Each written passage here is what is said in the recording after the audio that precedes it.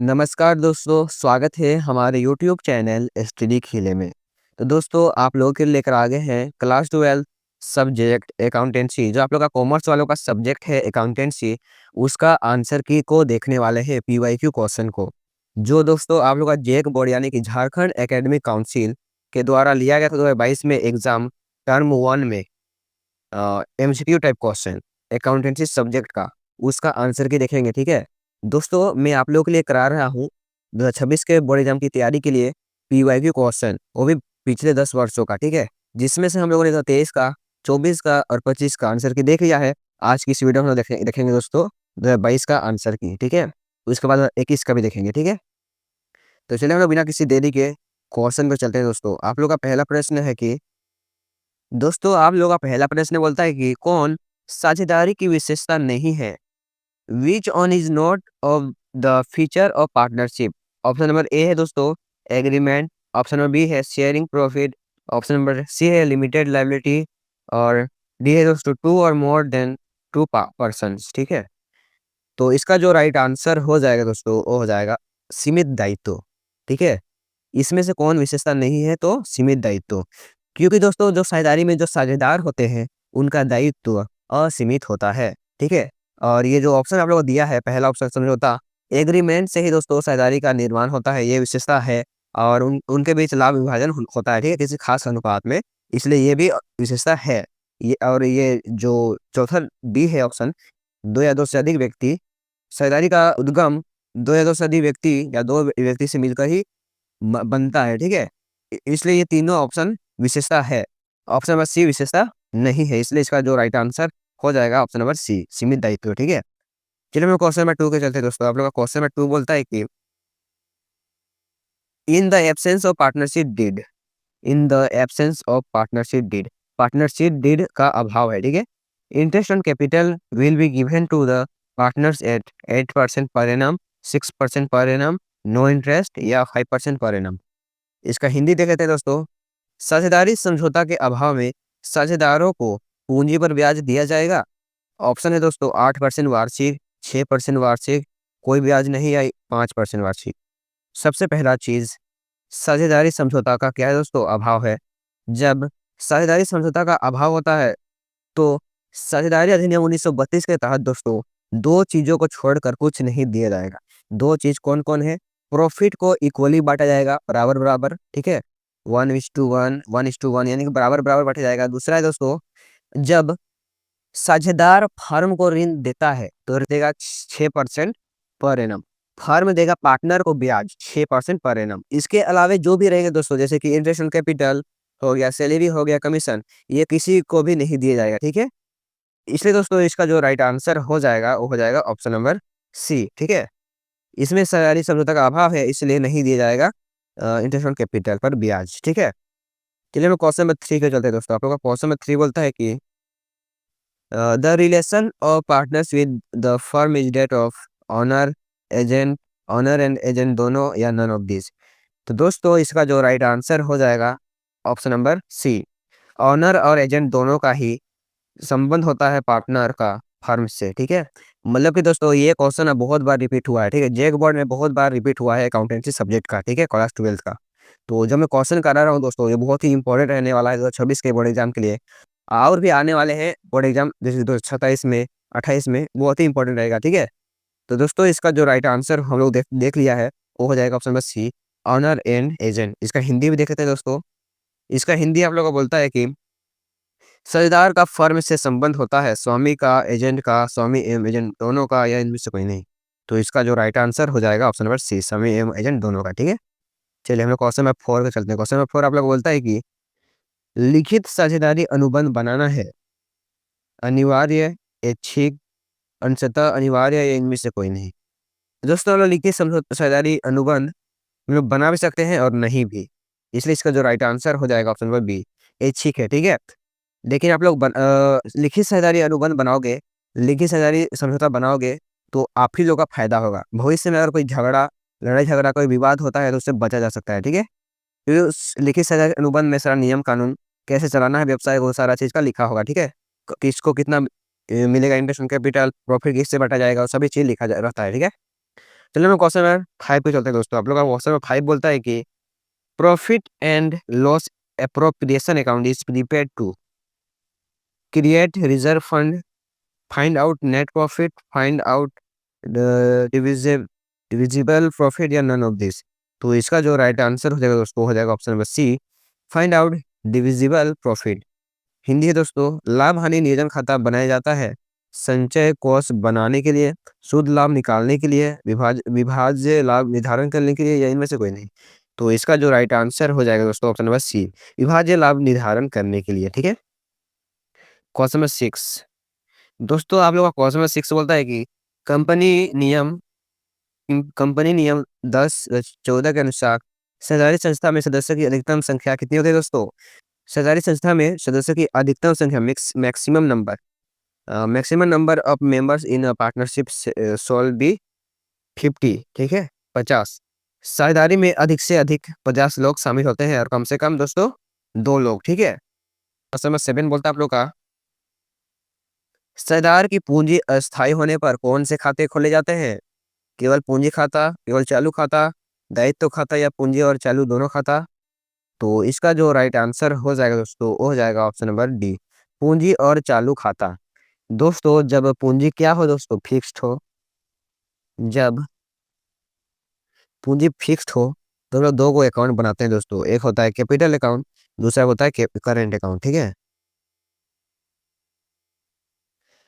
ठीक है, जब हम लोग का सरकार का पूंजी अस्थायी हो, फिक्स्ड हो, तो दो अकाउंट बनाया जाता है, कैपिटल और करेंट, यानी कि पूंजी और चालू दोनों खाता बनाया जाता है। ठीक है, क्वेश्चन नंबर 8 दोस्तों, क्वेश्चन नंबर 8 बोलता है आप लोग का, current account is personal account, DL account, nominal account, या नॉन ऑफ दिस। तो इसका जो राइट आंसर हो जाएगा दोस्तों ऑप्शन नंबर ए, पर्सनल अकाउंट। ठीक है, यानी कि चालू खाता क्या है दोस्तों, व्यक्तिगत खाता है। ठीक है, इसका राइट आंसर हो जाएगा। क्वेश्चन नंबर 9 दोस्तों, क्वेश्चन नंबर 9 बोलता है आप लोग का, साझेदार के पूंजी पर ब्याज की गणना होती है। इसका जो राइट आंसर हो जाएगा दोस्तों हो जाएगा प्रारंभिक की पूंजी पर। ठीक है, क्वेश्चन नंबर 10 दोस्तों, क्वेश्चन नंबर 10 बोलता है आप लोग का कि सुपर प्रॉफिट स्टैंड्स फॉर अधिलाभ है, actual average profit minus normal profit है अधिलाभ, यानी कि इसका राइट आंसर हो जाएगा ऑप्शन नंबर ए, average profit minus normal profit का राइट आंसर हो जाएगा। ठीक है, तो आप लोग का क्वेश्चन नंबर 11 है कि पिछले 4 वर्षों के लाभ 8,000, 12,000, 10,000 तथा 10,000 रुपए हैं। 2 वर्ष के औसत लाभ के आधार पर ख्याति का मूल्यांकन कीजिए। तो दोस्तों इसमें हम लोग एवरेज प्रॉफिट मेथड के मदद से गुडविल निकालने बोल रहा है। तो एवरेज प्रॉफिट मेथड से गुडविल निकालने के लिए हम लोग को सबसे पहले एवरेज प्रॉफिट की जरूरत होगी। तो दोस्तों एवरेज प्रॉफिट कैसे निकाला जाता है?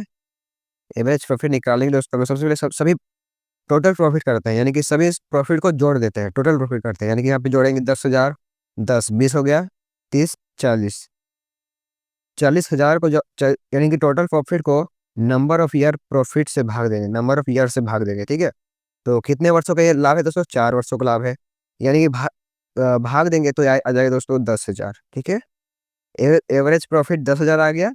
अब एवरेज प्रॉफिट में से गुडविल निकालेंगे दोस्तों, गुडविल बराबर average profit into number of year purchases होता है। ठीक है, तो नंबर ऑफ ईयर यहाँ पे परचेजेज कितना है दोस्तों?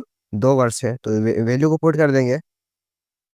एवरेज प्रॉफिट हम लोगों ने 10,000 निकाला था, गुना करेंगे 2 से तो ये आ जाएगा 20,000, जो कि दोस्तों ऑप्शन में कितना में है? सी में है, यानी गुडविल बराबर 20,000 इसका राइट आंसर हो जाएगा। ठीक है, चलिए हम क्वेश्चन नंबर 12 के चलते हैं दोस्तों। आप लोग का क्वेश्चन नंबर 12 बोलता है कि कब ख्याति की गणना भारित औसत विधि का प्रयोग किया जाता है?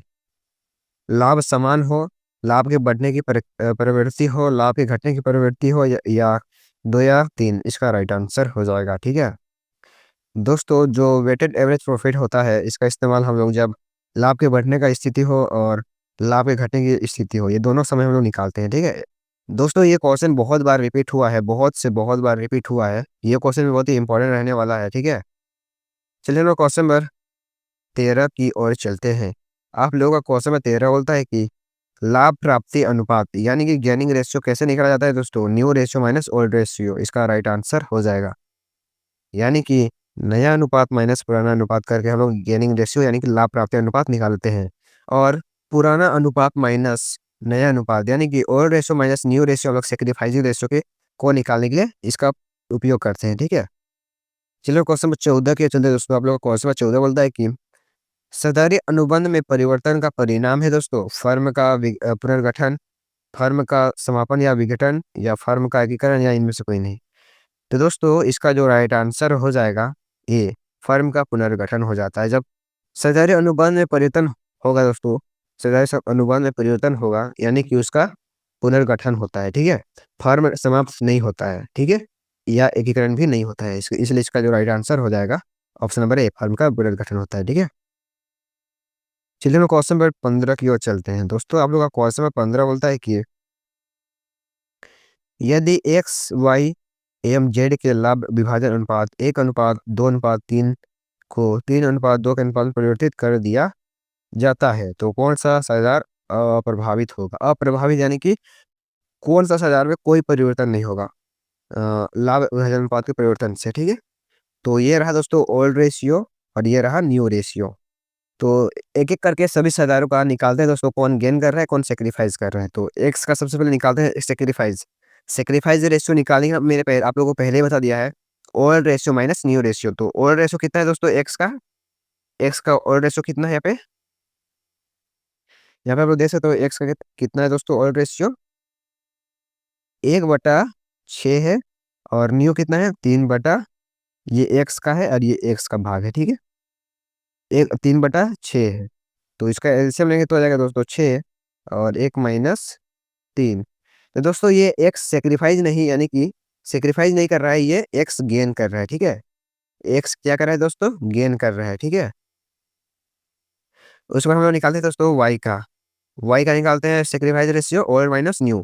तो इसका ओल्ड कितना है दोस्तों 2/6 माइनस 2 न्यू भी 2/6 है। ठीक है, तो इसको इसमें कोई परिवर्तन नहीं हो रहा है दोस्तों, वाई ना तो गेन कर रहा है ना तो सेक्रीफाइस कर रहा है, नो चेंज। ठीक है, वाई कोई प्रभावित नहीं हो रहा है। और हम लोग निकालते हैं दोस्तों अगला जेड का सेक्रीफाइस निकालते हैं। जेड का सेक्रीफाइस निकालने के लिए ओल्ड माइनस न्यू करेंगे, 3/6 माइनस 1/6, तो ये सेक्रीफाइस कर रहा है। ठीक है, तो यानी कि इसमें जो अप्रभावित साझेदार है वो कौन है दोस्तों वाई है, ना तो गेन कर रहा है ना ही सेक्रीफाइस कर रहा है। ठीक है, चलिए हमें क्वेश्चन नंबर 16 की ओर चलते हैं दोस्तों। आप लोग का क्वेश्चन नंबर 16 बोलता है कि नए साझेदार के द्वारा ख्याति की राशि दी जाती है पूंजी के भुगतान के लिए, लाभ में हिस्सा पाने के लिए, संपत्तियों के क्रय करने के लिए, या इनमें से कोई नहीं। तो दोस्तों इसका जो राइट आंसर हो जाएगा लाभ में हिस्सा पाने के लिए। ठीक है दोस्तों, जब किसी फर्म में नए साझेदार का एंट्री होता है यानी कि एडमिशन होता है तो वो दो चीज लाता है, पहला कैपिटल,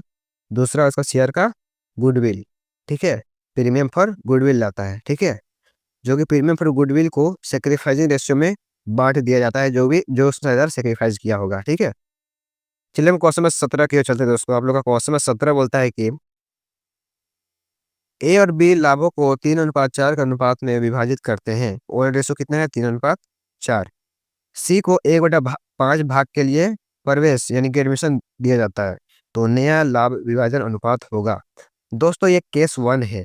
केस 1 में हम लोग क्या कर रहे हैं दोस्तों, पूरे फर्म का लाभ को मानते हैं एक, माना पूरे फर्म का लाभ बराबर 1। अब एक यानी कि लाभ में जो नए साझेदार का हिस्सा है 1/5 जो घटाएंगे तो 4/5 आएगा। इसको सभी साझेदारों के ओल्ड रेशियो में गुना करेंगे तो न्यू रेशियो निकल जाता है। ठीक है, तो 4/5 को हम लोग सभी साझेदार के ओल्ड रेशियो में गुना करेंगे तो न्यू रेशियो निकल जाएगा। तो सबसे पहले ए का निकालते हैं दोस्तों। ए का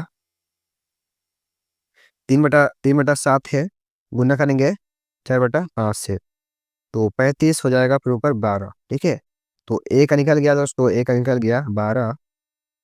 अब हम निकालते हैं दोस्तों बी का कितना है 4/7, गुना करेंगे 4/5, तो इसका 4×4 = 16, इसका आ रहा है दोस्तों 16। ठीक है, अब हम सी का निकालते हैं। सी का हम लोग हर को बस बराबर करना है, तो 1/5 गुना 7 से गुना करेंगे ऊपर और नीचे दोनों से, तो इसका हर बराबर हो जाएगा यानी कि न्यू रेशियो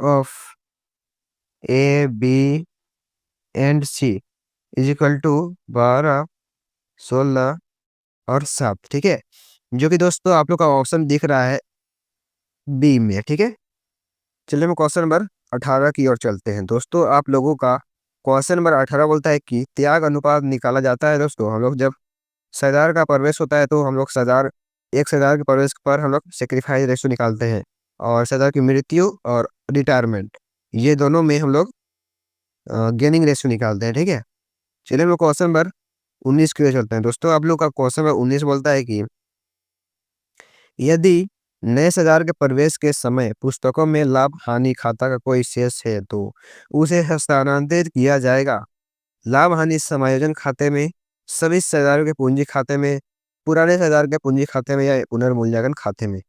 तो दोस्तों अगर पहले से ही विद्यमान रहेगा कोई लाभ हानि, कोई बैलेंस का क्रेडिट या डेबिट, तो उसको हम लोग बांटेंगे दोस्तों पुराने सरदारों के पूंजी खाते में पुराने अनुपात में। ठीक है, चलिए दोस्तों हम लोग क्वेश्चन नंबर 20 की ओर चलते हैं दोस्तों। आप लोग का क्वेश्चन 20 बोलता है कि नए सरदार के द्वारा नगद में लाई गई ख्याति कहलाती है दोस्तों प्रीमियम। ठीक है दोस्तों, ये क्वेश्चन बहुत बार रिपीट हुआ है, जो कि ये भी बहुत ही इंपॉर्टेंट रहने वाला है। ठीक है, चलिए हम क्वेश्चन नंबर 21 के चलते हैं दोस्तों। आप लोग का क्वेश्चन नंबर 21 बोलता है कि किसी नए सरदार के प्रवेश पर परिसंपत्ति के बढ़े हुए मूल्य को किस खाते में दिखाया जाएगा। ऑप्शन है दोस्तों पुनर्मूल्यांकन खाते में, नए सरदार के पूंजी खाते में, पुराने सरदार के पूंजी खाते में, या इनमें से कोई नहीं। दोस्तों इसका जो राइट आंसर हो जाएगा ऑप्शन नंबर ए, पुनर्मूल्यांकन खाते में भेजेंगे जब संपत्ति के मूल्य में वृद्धि होगी। ठीक है, चलिए दोस्तों लोग क्वेश्चन 22 क्यों चलते हैं दोस्तों। आप लोग क्वेश्चन 22 बोलता है कि एक फर्म में जेड को लाभ में 1/4 भाग के लिए प्रवेश दिया जाता है, जिसके लिए वह ख्याति के लिए 30,000 रुपये लाता है, या पुराने सरदार एक्स और वाई द्वारा लिया जाएगा सेक्रीफाइसिंग रेशियो में। ठीक है, गुडविल को हमेशा हम लोग सेक्रीफाइसिंग रेशियो में बांटते हैं। ठीक है, चलिए दोस्तों हम लोग क्वेश्चन नंबर 23 की ओर चलते हैं। क्वेश्चन नंबर 23 बोलता है आप लोगों का साझेदार के अवकाश ग्रहण करने पर सामान्य संचय यानी कि जनरल रिजर्व की राशि को सभी साझेदार के बीच पूंजी खाते में हस्तांतरित किया जाएगा पुराने लाभ विभाजन अनुपात में, यानी कि ओवर रेशियो में। ठीक है, चलिए दोस्तों क्वेश्चन नंबर 24 की ओर चलते हैं। क्वेश्चन नंबर 24 बोलता है आप लोगों का किसी साझेदार के अवकाश ग्रहण करने पर अवकाश ग्रहण करने वाले साझेदार के पूंजी को जमा किया जाएगा और उसकी ख्याति के हिस्से से। ठीक है, क्वेश्चन नंबर 25 दोस्तों आप लोगों का क्वेश्चन नंबर 25 बोलता है कि एक्स वाई जेड 1/4, 2/5, 7/20 के अनुपात में लाभ विभाजन करते हुए साझेदार हैं। जेड फर्म से अवकाश ग्रहण करता है, नया लाभ विभाजन अनुपात होगा। बहुत ही इजी क्वेश्चन है। सबसे पहले हम लोगों को ऑयल रेशियो को बराबर करना होगा। इसका हर अलग अलग है, एक्स का 1/4 है, वाई का 2/5 है, जेड का 7/20। तो इसको सबसे पहले हम लोग हर को बराबर करते हैं। ठीक है, तो बराबर करेंगे तो हम लोग सबसे पहले 20 को लाएंगे, क्योंकि दोस्तों 7/20 है, तो सभी हजारों का हर में 20 करना होगा। तो एक्स में 5 से गुना करेंगे और वाई में 4 से, तो एक्स का निकल आएगा दोस्तों 5 आएगा, वाई का निकलेगा दोस्तों 4, 8। ठीक है, उसके बाद और जेड में कोई परिवर्तन होगा, जेड में 7 ही रहेगा, क्योंकि इसका हर क्या है 20 है, बराबर है। ठीक है, ये सबको हम लोग गुना करके हर को बराबर किए हैं, यानी कि जब हम लोग एक्स का निकालेंगे दोस्तों, एक्स का कितना है 1/4 है, तो हम लोग इसको हर को बराबर करना है, 20 लाना है नीचे, तो 5 से गुना करेंगे दोस्तों तो हर बराबर हो जाएगा। ठीक है, इसलिए इसका जो इसका ओल्ड रेशियो होता है 5/20, इसलिए इसका 5 को लिखे हैं। ठीक है, यहाँ पे कोई दिक्कत यहाँ पे नहीं होना चाहिए। ठीक है, चलिए हम लोग अब देखते हैं दोस्तों कौन रिटायर कर रहा है। तो रिटायर करने वाला सरदार का नाम क्या है दोस्तों, जेड। तो हम लोग न्यू रेशियो निकालना है, तो सबसे पहले हम इसको क्या करेंगे दोस्तों, इसका हिस्सा को ढाप दे, तो इसका हिस्सा को ढाप दिए तो कितना बचा न्यू रेशियो 8 अनुपात कितना बचा दोस्तों 8:5। इसलिए इसका जो राइट आंसर हो जाएगा ऑप्शन नंबर बी 8:5। ठीक है, सबसे पहले आप लोग इसका हर को बराबर कीजिए, यानी कि ओल्ड रेशियो को बराबर कीजिए, फिर जो सरदार अवकाश ग्रहण कर रहा है, रिटायर कर रहा है, उसका हिस्सा को ढाप दीजिए, जो बचेगा उसको लिख दीजिए। ठीक है, इसलिए इसका राइट आंसर हो जाएगा 8:5। चलिए हम क्वेश्चन नंबर 26 की ओर चलते हैं। दोस्तों आप लोगों का क्वेश्चन नंबर 26 बोलता है कि नाम मात्र की पूंजी जानी जाती है। ऑप्शन नंबर ए है अधिकृत पूंजी, रजिस्टर्ड पूंजी, या ए और बी दोनों, या इनमें से कोई नहीं। तो इसका जो राइट आंसर हो जाएगा ऑप्शन नंबर सी, एक और दो दोनों। दोस्तों ये क्वेश्चन बहुत बहुत बहुत बहुत बार रिपीट हुआ है, ठीक है। आप लोग जब पढ़िएगा अंश वाले भाग में, अंश की पूंजी पूंजी में, ठीक है, तो ये साफ साफ लिखा है कि नॉमिनल अकाउंट को नॉमिनल अकाउंट को ऑथराइज कैपिटल और रजिस्टर्ड कैपिटल, ये तीनों नाम से ही जाना जाता है, ठीक है। ये तीनों एक ही नाम है, ठीक है। चलिए हम क्वेश्चन नंबर 27 की ओर चलते हैं। दोस्तों आप लोग का क्वेश्चन नंबर 27 बोलता है कि लाभांश समयतः डेस पर दिया जाता है, प्रदत्त पूंजी पर, पेड अप कैपिटल पर, ठीक है। क्वेश्चन नंबर 28, दोस्तों आप लोगों का क्वेश्चन नंबर 28 बोलता है कि जब्त किए गए अंशों के पुनर्निगमन के पश्चात अंशहरण खाते के शेष को अंशहरण खाते को शेयर फॉर फ्यूचर अकाउंट के शेष को हस्तांतरित कर दिया जाता है। तो इसको हम लोग भेजते हैं दोस्तों पूंजी संचय खाता में, यानी कि कैपिटल रिजर्व में। चलिए दोस्तों हम लोग क्वेश्चन नंबर 29 की ओर चलते हैं। दोस्तों आप लोगों का क्वेश्चन नंबर 29 बोलता है कि कंपनी अधिनियम 2013 के डबल एफ के अनुसार बकाया याचना पर ब्याज की दर खलिस्तान से अधिक नहीं होनी चाहिए। तो आंसर है दोस्तों 10% वार्षिक। क्वेश्चन नंबर 30, दोस्तों आप लोगों का क्वेश्चन नंबर 30 बोलता है कि प्रार्थित पूंजी और याचित पूंजी के अंतर को कहा जाता है। दोस्तों इसका क्वेश्चन है कि the difference between subscribed capital and called up capital is called uncalled up capital, uncalled capital. यानी कि मान के चलिए किसी कंपनी का ऑथराइज्ड कैपिटल कितना है, 1 करोड़ है, ठीक है। ऑथराइज्ड कैपिटल यानी कि पूरे जीवन यानी कि पूरे उसका उस जीवन पूरा जीवन काल में, किसी कंपनी का जीवन काल में वो 1 करोड़ से ज़्यादा पूंजी नहीं ले सकती है शेयर से, ठीक है। तो उसका ऑथराइज्ड कैपिटल है, मान के चलिए 1 करोड़ है, ठीक है। जिसमें से वो शेयर को इशू करता है, 1 करोड़ में इशू करता है दोस्तों 10 लाख को इशू करता है, ठीक है। तो इशू शेयर कितना है, 10 लाख, ठीक है। जिसमें से इशू तो करता है 10 लाख, लेकिन जनता लेता है दोस्तों 1 लाख लेता है। 10 लाख में 1 लाख लेता है, 1 लाख लेता है दोस्तों, जनता लेता है। 10 लाख में 1 लाख शेयर को जनता ले लेता है, यानी कि सब्सक्राइब कितना करता है, 1 लाख करता है सब्सक्राइब्ड, ठीक है। तो 1 लाख ले लिया जनता, 10 लाख में 1 लाख ले लिया जनता, और जनता 1 लाख ले लिया, ठीक है।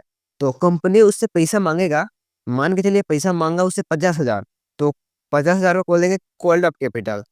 तो सब्सक्राइब कैपिटल में यानी कि 1 लाख में 50,000 नहीं, मतलब कि 50,000 मांगा, तो कितना और नहीं मांगा, 50,000 और नहीं मांगा, तो उसको बोलेंगे दोस्तों अनकॉल्ड अप कैपिटल, ठीक है। यानी कि दोस्तों कोई कंपनी इशू करता है शेयर, 1 लाख इशू करता है, जिसमें से जनता लेता है 50,000 शेयर।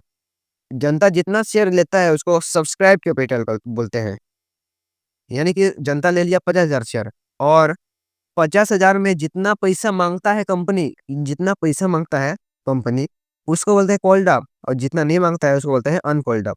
जब सब्सक्राइब में कॉल्ड अप को माइनस करेंगे, जितना जनता लेगा उसमें से जितना मांगा उसको घटाएंगे, तो जितना नहीं मांगा वो निकल जाएगा, ठीक है। यानी कि अनकॉल्ड अप कैपिटल निकल जाएगा, ठीक है। इसका राइट आंसर हो जाएगा अयाचित पूंजी। चलिए क्वेश्चन नंबर 31 की ओर चलते हैं। दोस्तों आप लोगों का क्वेश्चन नंबर 31 बोलता है कि निम्न में से कंपनी की पंजीकृत पूंजी कौन सी है। ऑप्शन है दोस्तों प्रदत्त पूंजी, अयाचित पूंजी, अधिकृत पूंजी, निर्गमित पूंजी। दोस्तों इसका आंसर हम लोगों ने पहले दे चुका है कि नॉमिनल कैपिटल, रजिस्टर्ड कैपिटल और ऑथराइज्ड कैपिटल, ये तीनों एक ही चीज है। तो पंजीकृत पूंजी कौन सी है, अधिकृत पूंजी, ठीक है, ऑथराइज्ड कैपिटल, ये एक ही चीज है, ठीक है। तीनों नाम मात्र यानी कि नॉमिनल कैपिटल, ठीक है। क्वेश्चन नंबर 32 दोस्तों आप लोग का क्वेश्चन नंबर 32 बोलता है कि प्रति अंश आवेदन की राशि अंश के निर्गमन मूल्य से डेस कम, खलिस्तान से कम नहीं होनी चाहिए। उत्तर है दोस्तों 25%। क्वेश्चन नंबर 33, क्वेश्चन नंबर 33 बोलता है दोस्तों share application account is a personal account, ठीक है, व्यक्तिगत व्यक्तिगत खाता है। क्वेश्चन नंबर 34, दोस्तों आप लोगों का क्वेश्चन नंबर 34 बोलता है कि जब कंपनी प्रीमियम पर अंश को निर्गमन करती है दोस्तों, जब कंपनी प्रीमियम पर अंशों को निर्गमन करती है तो प्रीमियम को ही कंपनी द्वारा प्राप्त की जा सकती है। आवेदन की राशि के साथ, आवंटन की राशि के साथ, याचनाओं के राशि के साथ, या इनमें से किसी भी के साथ, इनमें से किसी भी के साथ। यानी कि जो प्रीमियम का पैसा होता है वो कंपनी एप्लीकेशन पर, अलॉटमेंट पर, कॉल्स पर, ये तीनों ही से ले सकता है। ठीक है, एप्लीकेशन से भी ले सकता है, अलॉटमेंट से भी ले सकता है। ठीक है, प्रीमियम को। ठीक है, क्वेश्चन में 35 बोलता है आप लोग का, संयुक्त पूंजी कंपनी है दोस्तों, वैधानिक कृत्रिम व्यक्ति, प्राकृतिक व्यक्ति या सामान्य व्यक्ति, या इनमें से कोई नहीं। दोस्तों संयुक्त पूंजी कंपनी है वैधानिक कृत्रिम व्यक्ति है, यानी आर्टिफिशियल लीगल पर्सन है। ठीक है, क्वेश्चन में 36 दोस्तों, क्वेश्चन में 36 बोलता है आप लोग का, हरण किए गए अंश के पुनर्निर्गमन पर दी गई छूट को डेबिट किया जाता है। इसको डेबिट करता है दोस्तों अंश अपहरण खाते से। ठीक है, ठीक है, इसका राइट आंसर हो जाएगा option number B, share for feature. यानी कि जब हम लोग डिस्काउंट में किसी शेयर को जारी करते हैं तो discount on issue of share लिखते हैं, लेकिन ये रीइशू है, रीइशू में discount on issue of share नहीं लिखते हैं, उसको लिखते हैं दोस्तों share for future account debit करते हैं। ठीक है, उसमें इशू में discount on issue of share को डेबिट करते हैं, लेकिन री इशू में शेयर फॉर फ्यूचर को डेबिट करते हैं। ठीक है, क्वेश्चन में 37 दोस्तों, क्वेश्चन में 37 बोलता है कि अंश जब अंशों को जब्त किया जाता है, जब अंशों को जब्त किया जाता है तो अंश पूंजी खाते को डेबिट किया जाता है। जब अंशों को जब्त किया जाता है, अंशों के अंकित मूल्य से, अंशों के बाजार मूल्य से, अंशों के याचित मूल्य से, या अंशों के प्रदत्त मूल्य से, तो इसका जो राइट आंसर हो जाएगा दोस्तों, कॉल्ड अप कैपिटल पर हम लोग शेयर को जब्त करते हैं। ठीक है, क्वेश्चन में 38 बोलता है आप लोग का, share allotment account is a personal account. ठीक है, इसका राइट आंसर हो जाएगा व्यक्तिगत खाता है। क्वेश्चन में 39 बोलता है आप लोग का, minimum number of members in public company, answer is 7। ठीक है, सार्वजनिक कंपनी में सदस्यों की न्यूनतम संख्या कम से कम कितना व्यक्ति होना चाहिए? 7। और अधिक से अधिक जितना लोग शेयर को लेगा उतना सदस्य बन सकता है, यानी कि अनलिमिटेड। क्वेश्चन में 40 बोलता है आप लोग का, balance of forfeited share account after reissued is transfer to capital reserve. ठीक है, यानी कि जब्त अंश खाता को शेष उनके पुनः जारी होने के बाद हस्तांतरित कर दिया जाता है संचित पूंजी में। ठीक है, तो दोस्तों आप आज की इस वीडियो में हम लोगों ने टर्म 1 में पूछे गए ऑब्जेक्टिव क्वेश्चन का आंसर हम लोगों ने देख लिया है, जो कि 2022 में पूछे गए थे अकाउंटेंसी सब्जेक्ट का आंसर की देख लिया। ठीक है, अगर आप लोग सब्जेक्टिव क्वेश्चन देखोगे चाहते हो, अगर अगर दोस्तों आप लोग सब्जेक्टिव क्वेश्चन का आंसर की चाहते हो अकाउंटेंसी सब्जेक्ट का 22 का, तो जल्दी से जल्दी 200 लाइक करा दीजिए, तब मैं सब्जेक्टिव क्वेश्चन का आंसर लाऊंगा। ठीक है दोस्तों, अभी तक हमारे चैनल को सब्सक्राइब नहीं किए हैं तो चैनल को लीजिएगा सब्सक्राइब और इस वीडियो को लीजिएगा लाइक। ठीक है, और दोस्तों हमारा जो व्हाट्सअप ग्रुप है उसको भी कर लीजिएगा फॉलो, क्योंकि दोस्तों जो आप लोग का जेक के रिलेटेड जितना भी न्यूज़ है, अपडेट है, वो सारा चीज़ व्हाट्सअप में मिल जाता है। ठीक है, तो यह चीज़ कर लीजिएगा ज्वाइन। और दोस्तों हम लोग नेक्स्ट वीडियो में देखेंगे 2021 का आंसर की ऑब्जेक्टिव को। ठीक है, तो मिलते हैं नेक्स्ट वीडियो में, तब तक के लिए बाय बाय।